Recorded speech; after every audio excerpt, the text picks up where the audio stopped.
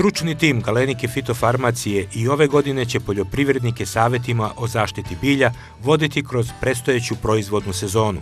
Trenutno su najugroženiji voćnjaci sa višegodišnjim zasadima u koje je u mnogim reonima nemoguće ući sa prskalicama i atomizerima zbog velike količine padavina. Voćari znaju da će to morati podhitno da urade čim se zemljište prosuši, jer vegetacija kreće, pa i potreba da se na vreme suzbiju trenutno aktuelne štetočine i prouzrokovači bolesti. Galenika fitofarmacija iz svoje palete može da ponudi niz bakarnih preparata koje se naravno najbolje kombinovati sa mineralnim uljima. Poznati su preparati iz palete Galenike fitofarmacije, bakarni oksihlorid i kuprozin. Naime, svi voćari, a i stručna javnost znaju da je ovo vreme kada je najbolje koristiti bakarne preparate, jer oni u ovoj fazi primene daju najbolje rezultate. Naime, sve prouzrokovače biljnih bolesti, računajući tu gljive i bakterije, se najbolje suzbijaju na mestima prezimljavanja.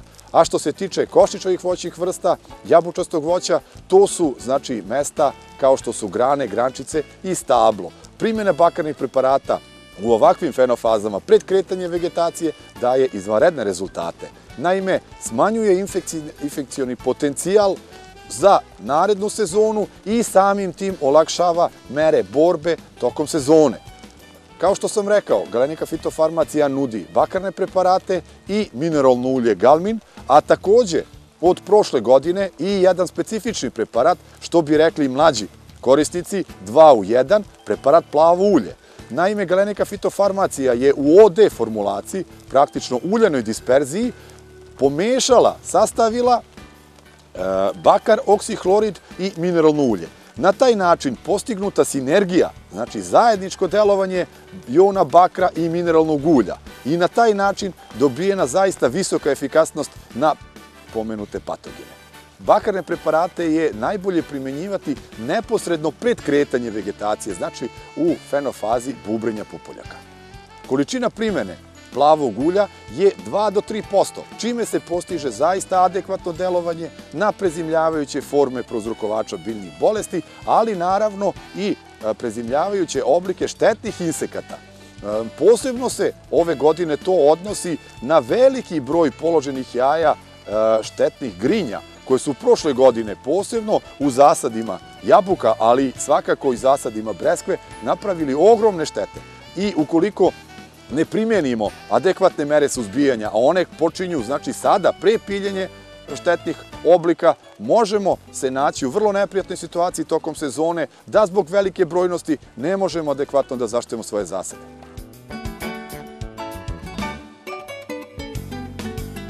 Breskva je specifična voćna vrsta na našem podneblju koja kreće najranije. Naime, Galenika fitofarmacija je još tokom proteklih 10 do 12 dana preko SMS poruka za poljoprivredne proizvođače sa kojima neposredno sarađujemo, ali i na svom sajtu Galenike fitofarmacije preporučila korišćenje bakarnih preparata u zasadima breskve pre kretanja vegetacije, odnosno pre pucanja pupoljaka. To je period kada treba primeniti bakarne preparate radi sprečavanja nastanka oboljenja kovrđavosti lista breskve.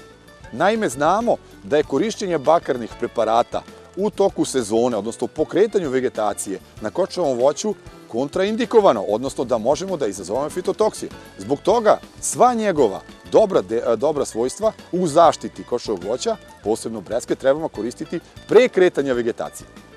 Ukoliko su na parcelama rane sorte i gde je došlo do razmicanja pupoljaka, Galenika takođe ima odgovor za ovakvu situaciju. U paleti su 2 preparata koje možemo da preporučimo za ovakve slučajeve.